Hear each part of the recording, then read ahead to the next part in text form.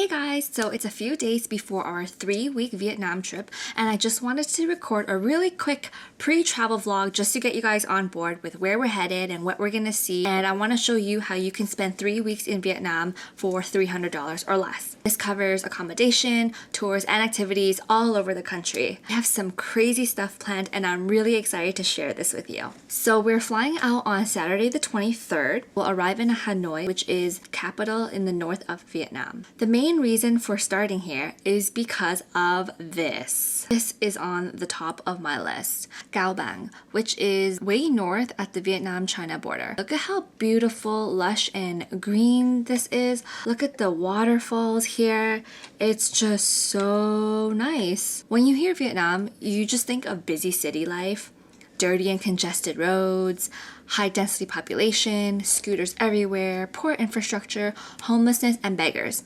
And though these are integral parts of Vietnam, I think it's a shame that more of this untouched nature isn't associated with the country. So we spent 2 days exploring Cao Bang, and then we drive a few hours west to Ba Be, a small town where native Vietnamese people still live in villages, and it's home to the biggest natural river in Vietnam. We are taking a 6-hour boat ride on here, which is going to be really fun. We spend 2 days here and then we go to Ha Long to visit Thang's side of the family, and then we go to Hai Phong a little more south and spend another 2 days with his dad's side of the family there. By this time, we would have spent a week and a half in Vietnam, so then we fly south to Sai Gon, which is where my family lives. This part is what I call the real Vietnam. We're gonna end up spending the most money here for sure. First, we spend 2 days here just to do our regular Vietnam stuff, eating, sightseeing, just getting accustomed to the lifestyle. Then we venture to the Mekong Delta, which is the bustling commercial center in Southeast Asia. We're going to visit small islands where they produce honey. There's a coconut factory there where they produce coconut candy and other textiles made of purely coconut, and we're going to see an alligator farm. Very popular here as well is the floating market river shopping, which is so exhilarating. You wake up at 7 a.m. and then you hire this boat to take you out on the river. This is where store owners and locals get their fresh produce for the day. You can even buy breakfast and meals off some of the boats. It's crazy. You can find all sorts of fruits here. It's going to be really colorful, busy, and hectic. So then we drive back to Sai Gon to prepare for Lunar New Year, which is the main event, and it's going to be really festive and super fun.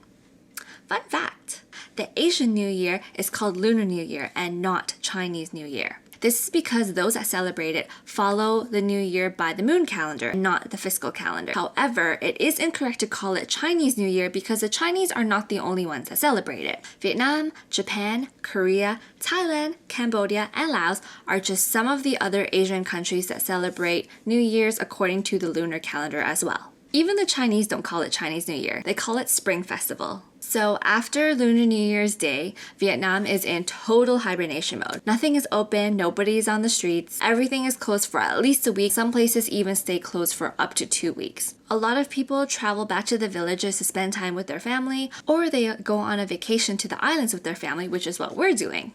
We are flying to the resort island Phu Quoc for 4 days and resting it out as the last leg of our trip. It's so weird and sad talking about the last part of our trip, even though it hasn't even started yet.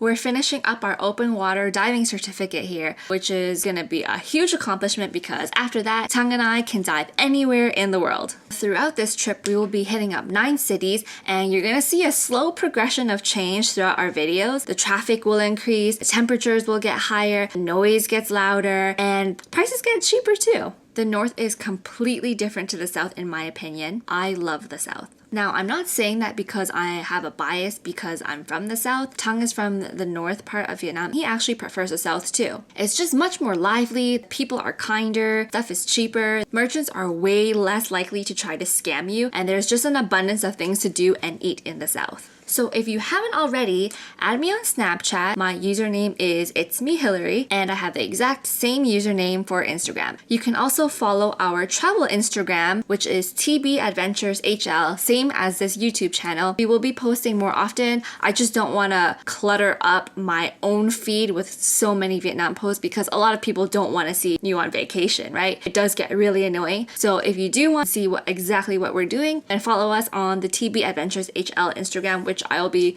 trying to upload every time we take a picture. Make sure you follow me on one of these social channels so that you don't have to wait till the end of the day or until I get a good Wi-Fi connection so you can see these daily vlogs. Now on to the cost. I want to show you how you can spend 3 weeks in Vietnam for under $300. So I do everything in Excel, whether it be my finances, my business, my travels, everything is in Excel. Much like how T. Harv Eker says, how you do one thing is how you do everything. It's so true. I love Excel. So let's take a look at what I have here. On my Excel, I organize different things by tabs. Here I have our passports in one tab, all our flight information on the next tab, and then I have our itinerary. I have this in calendar format, and I also have it listed out day by day as well.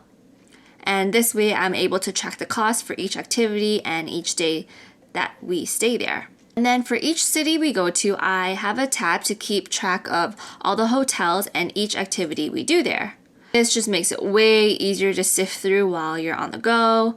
And if somebody says, oh, I don't have your confirmation here, you can just whip it right out and show them, which is really convenient. I also have stuff like what to pack, and I add to this tab every time I remember to bring something. Or like if there's a certain outfit you want to bring and you remember like, oh, I want to bring this outfit, I'll put it in the tab. Tip. Always, always, always print 3 copies of these every time you go somewhere. The first copy goes into your main bag, which comes out with you all the time, and this is the one you'll be using as you go places.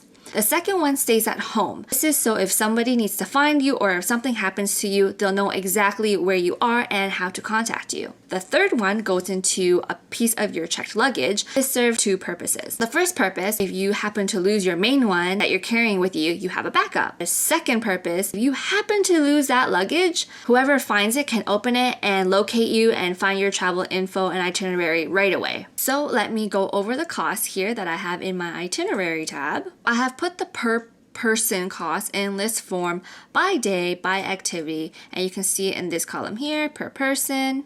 And then I have hotels here just on this column alone, and then I divide it beside it by 2 since there's 2 of us. So if I sum all these up here, you can see that for 3 weeks, our sum is only $342.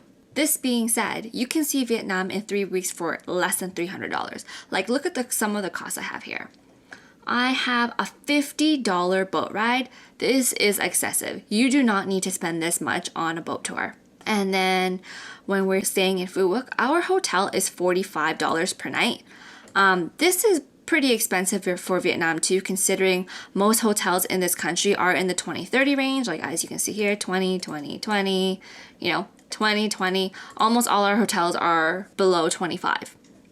I do want to mention though that this $300 does not include flight. This only includes accommodation, tours, and activities. Flights itself were a really good deal that I found. Usually if you're traveling to Vietnam during the New Year's time, you're looking at about at least $2,000 for a return ticket from Canada.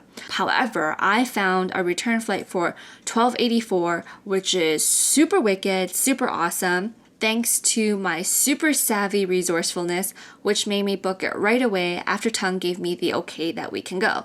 We also have some domestic flights here that you can see. So Haiphong to Saigon and Saigon to Phu Quoc and back to Saigon, which you could easily substitute with sleeping buses, which cost max $20 from Hanoi all the way in the north to Saigon all the way in the south. They're super comfy since you can lay down and they come with Wi-Fi. And then here, instead of flying to the resort and back, you can take a fast ferry boat. These cost $15 each way, which is a very good deal. We just felt like being brats and flying, so we can spend more time there. And then we also have our diving license here, which tacks on an additional $300. And I'm not including that in, what you have to spend to see Vietnam in 3 weeks because that's an elective, that's voluntary. We hit up 9 cities. We go from the north all the way to the south, hitting all these cities in between, and it costs us $342. This is very, very doable. When you're searching for tours and stuff, do your research. don't just look at the first page of Google. A lot of these Asian countries aren't good with internet or website creation. A lot of the time, you're better off just booking the tours when you arrive there yourself in person. Sometimes it's a lot cheaper. When it's last minute, they're more likely to give you a huge discount. I personally thought the tours that I booked were a really good price, so I went ahead and booked them instead of waiting to get there and do it. Cao Bang, for example, let me show you how crazy this is, okay?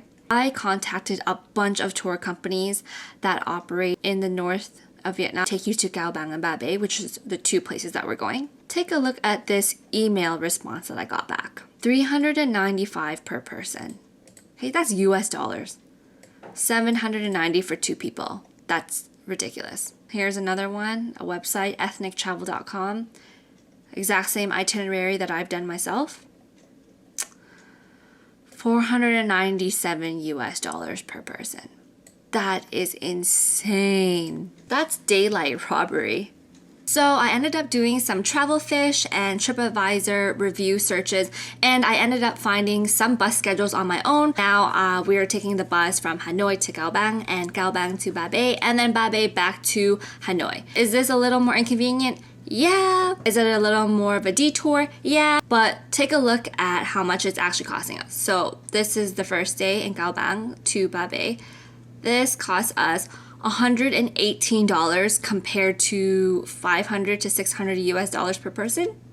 Yeah, I'll take this route. Same thing goes for the Mekong Delta. Most of the first page search results and TripAdvisor reviews were showing like $500 per person just for 2 days and 1 night.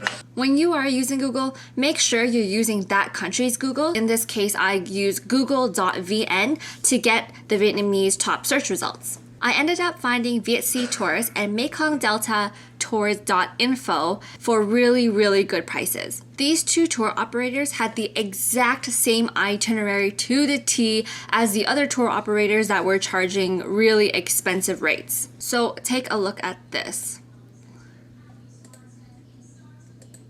This is Viet Nam Mekong Delta, which is what we're doing. 89 Canadian. I mean, yeah, okay. Still expensive. Another popular search result. $165 for the same tour, 2 days. Look at this one. $222 per person. The one that I booked, $24 US dollars per person. So yeah, this is really doable. You can do all this really cheap and you can see all of Vietnam for about $100 a week. In regards to food, I never ever budget food. I just bring spending money and I use that to pay for my food. I've never ever come into a shortage or any problems or not having enough money towards the end. But if I had to guess, food in Vietnam, I would say you'd probably need $300 over the 3 weeks. And that's still eating super fancy. The last time that Tung and I went to Vietnam, towards the end of our trip the last week, I had one last $100 Canadian bill left, but I didn't want to convert it, so we tried to stretch whatever we had left, which was about $5 Canadian in Vietnam dollars. Do you know how long that lasted us? 5 days. And we weren't eating nasty povo stuff either. We would go eat a meal, go next door, have a snack, and then go next door after that and have dessert. So we were eating pretty well for $5 in 5 days. It's really doable, guys. Just be savvy and smart. So I'm super pumped. We're really excited. We only have a few days to go on this next leg of our world tour. And we hope you're excited as well to follow us on our travels and see some wicked footage. Subscribe to our travels if you wish, and remember to add us on Snapchat and Instagram. See ya in a few days. Doing this successfully, you've got to drop what I call developed country mentality. Mixed with a tropical climate always produces that rainforest, sea mold disease,